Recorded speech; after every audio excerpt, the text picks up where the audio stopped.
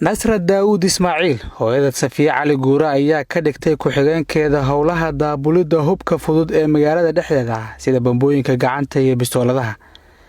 safiya cali guure culuw waxay al-shabaab u qaabilsaneed kaydinta qoryaha AK47 RPG bistoolado iyo bambooyin. waxay ku bedelatay guri kira ah iyo lacag dhan $165 bishiiba. sakariya xasan yuusuf ayaa isna al-shabaab u qaabilsanaa qaybta amniyaadka.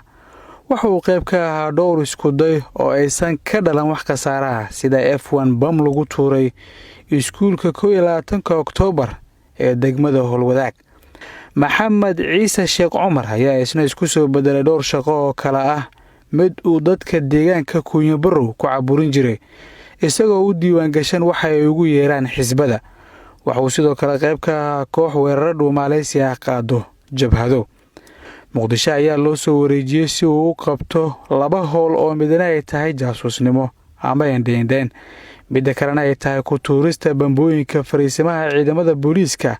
bambooyin aan dhalin khasaare ayuu ku kala tuuray laanta albaraka iyo warshada biyaha caafi.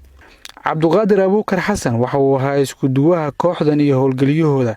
inkastoo cabdiqani xasan xaashi siyaad uu ahaa madaxa qarsoon ee magaalada muqdisho ku wada haya howshan aan midba kan kala meel ku sheegin magaciisa marka laga reebo safiya iyo gabadheeda nasra oo iyaga deegaan ahaan u deganaa guri ku yaala Oodweyne oo ahaa kaydka hubka lagu fuliyay hagardaamooyinka argagixisada.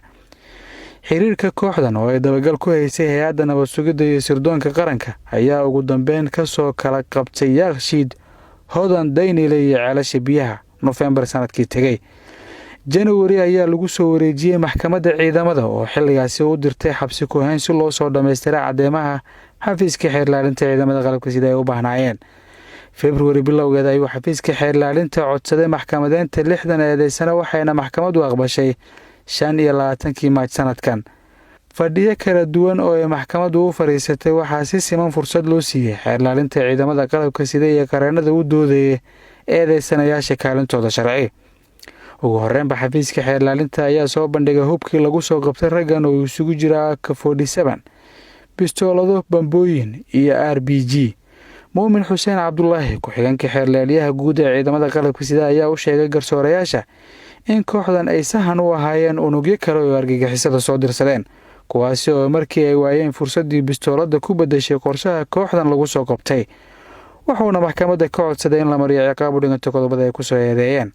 qareenada u doodaya eedeysanayaasha ayaa codsaday in loo naxariisto maadaama ay isku dayadoodii ugu horreeyay aysan dhalin khasaaro iyagoo si gaara maxkamadda uga codsaday in la siiyo xorriyadeeda nasra maadaama aysan ka baxsan karin howl ay waalidkeed ku jireen. maanta ayay maxkamadda ciidamada ku kala xukuntay 1 cabduqaadir abuukar xasan cimriga ha ku furto xukuna xabsi daayin halka min 15 sano xabsi ciidan ay ku kala xukuntay safiya cali guure cabdiqani xasan xaashi maxamed ciise sheekh cumar sakariya xasan yuusuf.